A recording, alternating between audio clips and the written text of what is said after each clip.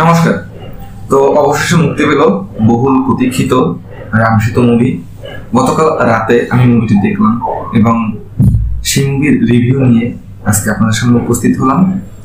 Share করব কেমন হলো মুভিটা, দেখার উপযোগী কিনা, বা এই মুভিটা থেকে আপনি কি কি শিখতে পারবেন, সব বিষয়গুলো নিয়ে এই ভিডিওতে আলোচনা করব। কিন্তু তার আগে সবার প্রতি অনুরোধ, দেখতে পাচ্ছি যে আমার যে ভিউয়ার্স যারা, তাদের মধ্যে মাত্র 9% ভিউয়ার্স আছেন যারা চ্যানেলটিকে এখন সাবস্ক্রাইব করেছেন।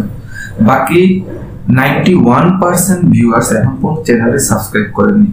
যদি আপনারা আমাদেরকে সহযোগিতা না করেন তাহলে আমরা কিভাবে সামনের দিকে আগাবো, কিভাবে আমরা আমাদের ভয়েস রেজ করব, কিভাবে আমাদের যে কথাগুলো সেই কথাগুলো সবার মাঝে ছড়িয়ে দিব।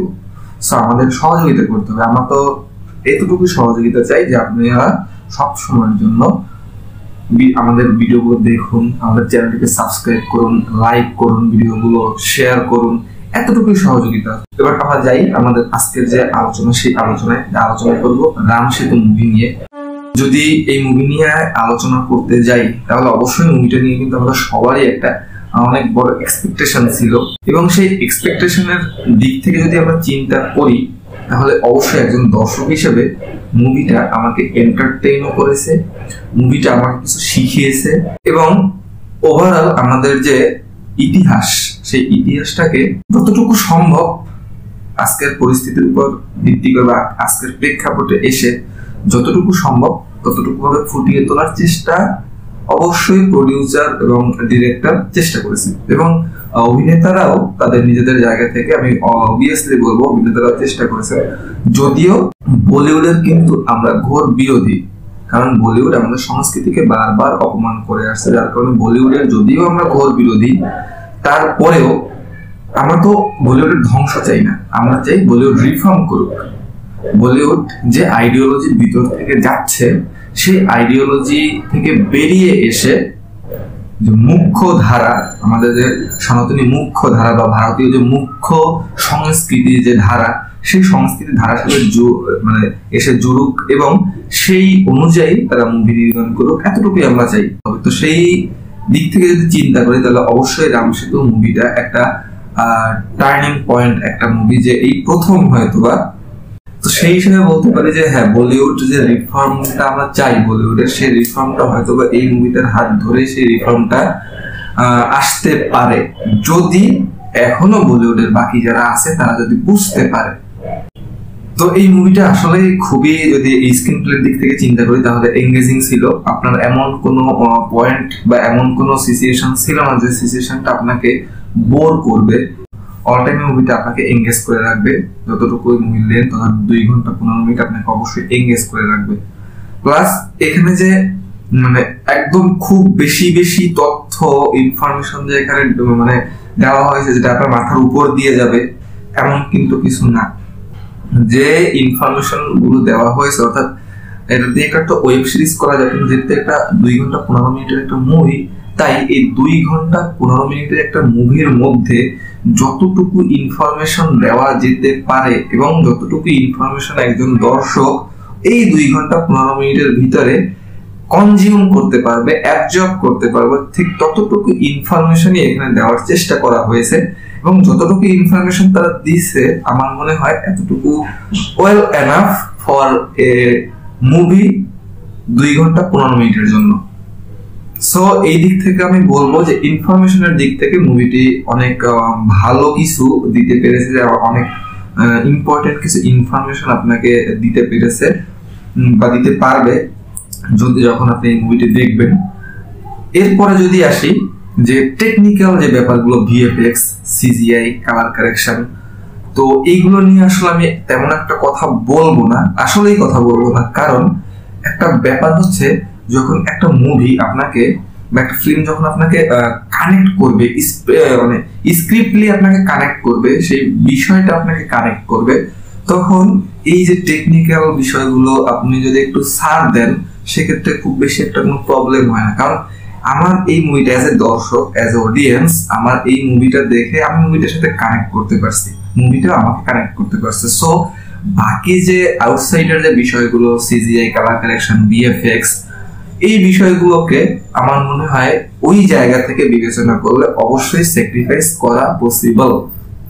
যেমন কার্তিকের 2 মুভিটা কিন্তু কারেক্ট ছিল না টেকনিক্যাল, বাট তারপরেও কিন্তু সেটা স্যাক্রিফাইস করার যোগ্য, কারণ ওই মুভিটা আমাদের যে ইনফরমেশন গুলো দিয়েছে, যে আমাদের যে গর্ব বোধ করতে সাহায্য করছে, সেই দিক থেকে বিবেচনা করলে অবশ্যই এই যে টেকনিক্যাল সাইড গুলো, সেই সাইড গুলো অবশ্যই স্যাক্রিফাইস করা যায়। তো এই মুভিটাতেও আপনি দেখার পরে যদিও দুই একটা জায়গায় আপনার ভিএফএক্স বা সিজিআই কালার কারেকশন আপনার মন মতো হতে নাও পারে, যদি আপনি খুব বেশি অ্যানিমেটেড মুভির ভক্ত হন বা এরকম ধরনের সুপার পাওয়ার মুভির ভক্ত হন, তাহলে সেক্ষেত্রে একটু আপনি নিরাশা পেলেও পেতে পারেন। কিন্তু সেটা আমার মনে হয় যে আপনি যদি মুভির কন্টেন্টের দিকে আসেন, সেই কন্টেন্ট বিচার করলে কতটুকু স্যাক্রিফাইস আমাদের করতে হবে বা করা উচিত। সবকিছু 100% কারেক্ট হয় না, তো সেই দিক থেকে অবশ্যই এতটুকু বলতে পারি যে এতটুকু স্যাক্রিফাইস করা যাবে। এরপর আসি ব্যাকগ্রাউন্ড মিউজিকে। বিজিএম আসলে অনেক কি বলবো, অনেক ভালো একটা বিজিএম ছিল, যে বিজিএমটা আপনাকে মুভির সাথে কানেক্ট করতে খুব বেশি হেল্প করবে। ঠিক তেমন ভাবে বিজিএম গুলো রাখা হয়েছে, যেটা আপনাকে খুবই ভালোভাবে কানেক্ট করতে সাহায্য করবে। আমি এখানে কোনো স্পয়লার দিব না, তাই আমি কোনো ধরনের কোনো স্টোরি রিভিল করব না। অবশ্যই আমি চাই মুভিটা সবাই নিজে থেকে দেখুক, যাতে করে মুভিটা সবাই এনজয় করতে পারে। সো আমি কোনো ধরনের কোনো স্টোরি এখানে রিভিল করব না। তো শুধু এতটুকু বলি যে সেই চরিত্রগুলো আপনাকে এনগেজ হতে সাহায্য করবে। দুই একজনের ক্যারেক্টার আপনার কাছে একটু ঠিক নাও লাগতে পারে। আসলে প্রধান চরিত্রে যারা অভিনয় করেন, যেমন অক্ষয় কুমার, তারপরে সাউথ ইন্ডিয়ান শান্তদেব, ওনারা যে ক্যারেক্টার গুলো, আসলে ওনাদের ক্যারেক্টার গুলো মেইন ক্যারেক্টার। সো সেই দিক থেকে যদি ওনাদের ক্যারেক্টার গুলো আমরা বিবেচনা করতে যাই, তাহলে অবশ্যই ওনাদের কাজ আপনাকে ভালোবাসতে অবশ্যই প্রেরণা দিবে, কাজটিকে অবশ্যই আপনি ভালোবাসবেন। বিশেষ করে এখানে আমি একটা সব থেকে আমার যে বিষয়টা বেশি ভালো লেগেছে, সেটা হচ্ছে, জানি না প্রডিউসার এবং ডিরেক্টর এটা কি জেনে বুঝে এই কাজটা করছে, নাকি শুধুমাত্র মানে একটা সাসপেন্স ক্রিয়েট করার জন্য এই কাজটা করছে, আমি ঠিক জানি না। তবে আমার কাছে এই যে এপির যে ক্যারেক্টারটা আমার কাছে খুবই খুবই ভালো লাগছে, কারণ আমরা সবাই জানি যে হনুমানজি, রাম ভক্ত হনুমান, তিনি কিন্তু চিরঞ্জীবী এবং তিনি এখনো এই ধরিত্রীতেই আছেন, কিন্তু তিনি কখনোই আমাদের মাঝে আসবেন না, কখনোই কোনো পরিস্থিতিতেই তিনি আমাদের মাঝে আসবেন না।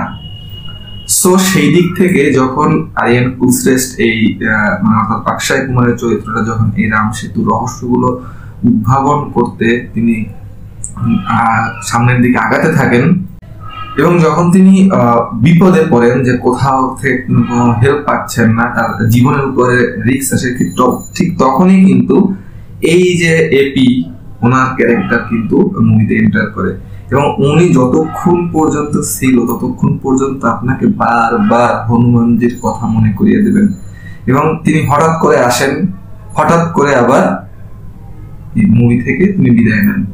তো এই তার ক্যারেক্টারটা আপনাকে বারবার হনুমানজির কথা মনে করিয়ে দেবেন, যে রাম কাজ করতে গেলে যে হনুমানজির সাহায্য ছাড়া রাম কাজ করা যায় না, এবং সাহায্য যে করতে আসে হনুমানজি নিজে বিভিন্ন শব্দ বেশ ধারণ করে তিনি রাম কাজ করতে সর্বদাই সচেষ্ট, এবং রাম কাজে সর্বদাই সাহায্য করতে তিনি এগিয়ে আসেন। তার অনেক বড় একটা সুন্দর একটা যে উদাহরণ, সেটা এই মুভিতে এই এপি ক্যারেক্টারটা থেকে আমরা পাই। এরপরে কিছু কিছু জায়গা আপনাকে খুব বেশি ইমপ্রেস করবে, কিছু কিছু সিন, যেমন আপনার শ্রীলঙ্কান যখন ত্রিকুট পর্বতে তারা যায়, সেই ত্রিকুট পর্বতের যে সিনগুলো, সেইগুলো আপনাকে খুবই খুবই এঙ্গেজ করবে।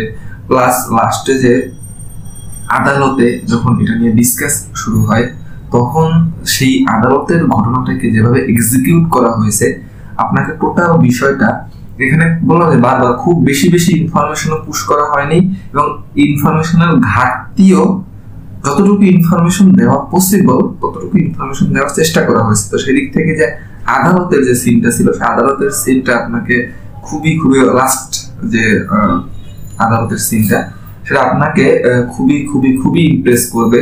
সেখান থেকে আপনি অনেক অনেক তথ্য নিতে পারবেন এবং আপনাকে ভিতর থেকে মানে একটা আবেগগত দিক থেকেও আপনাকে এই মুভিটা কানেক্ট করবে।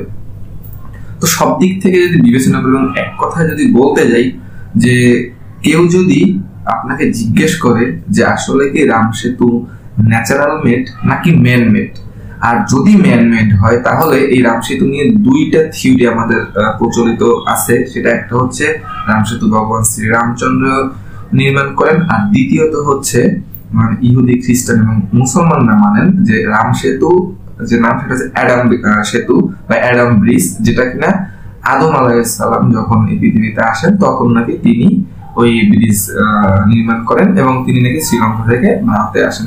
তো এরকম একটা থিওরি তারা বিশ্বাস করে।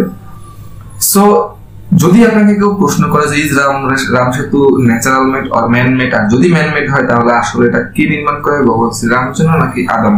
তো সেইখান থেকে আপনি যদি গুছিয়ে উত্তর দিতে না পারেন, বুঝিয়ে বলতে না পারেন, সেক্ষেত্রে আপনি একজনকে যে আপনাকে প্রশ্ন করবে তাকে আপনি নির্দ্বিধায় চোখ বুঝে তাকে বলতে পারেন যে আপনি রাম সেতু মুভিটা দেখেন, তাহলে আপনি আপনার প্রশ্নের উত্তর পাবেন যে is Ram Setu natural made or man made. আর যদি ম্যান মেড হয় তাহলে আসলে এটা কে নির্মাণ করে, ভগবান শ্রী রামচন্দ্র নাকি রাম?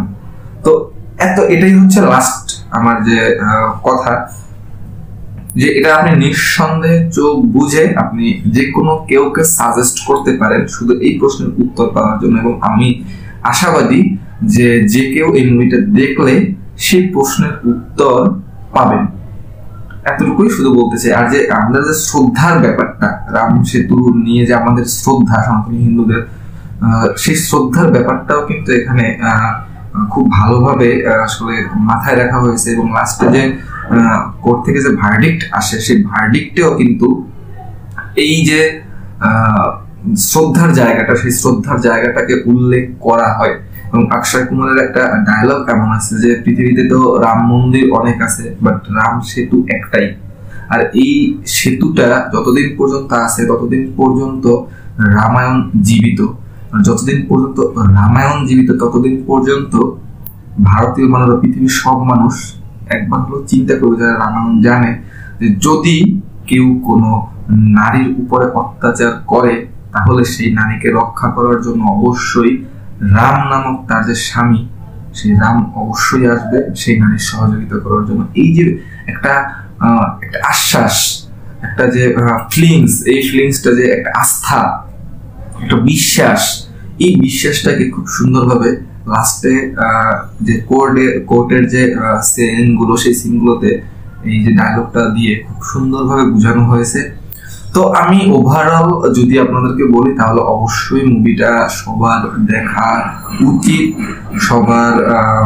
সবাই খুব ভালোভাবে মুভিটা কানেক্ট করতে পারবেন। কি টেকনিক্যালি ঠিক হলো কি বেঠিক হলো, it's not a big deal, but মুভিটা আপনাকে কানেক্ট করবে as a audience, as a সনাতনী হিন্দু।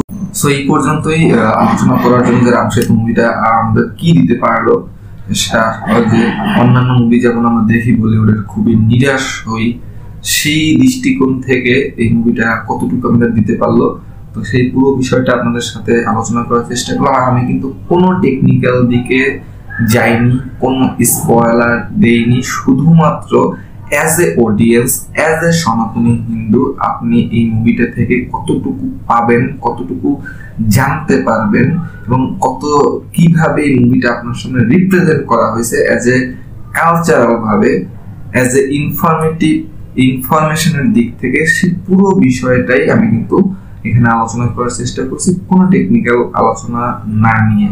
সো আজকে এই পর্যন্তই, দেখা হবে পরবর্তীতে আবার নতুন কোনো ভিডিওতে। তবে হ্যাঁ, সবাইকে আবার অনুরোধ করছি যে যারা এখনো ভিডিও দেখছেন চ্যানেলের বাট সাবস্ক্রাইব করছেন না, তারা অবশ্যই সাবস্ক্রাইব করে সহযোগিতা করবেন, তা না হলে আমরা কিভাবে সামনে দিকে আগাবো। তো ভালো থাকবেন সবাই, সুস্থ থাকবেন, ভগবানের শ্রী চরণ কুমার নিজেদের নিঃস্বার্থ সর্বদা রাখবেন। হরে কৃষ্ণ, জয় শ্রীরাম, নমস্কার।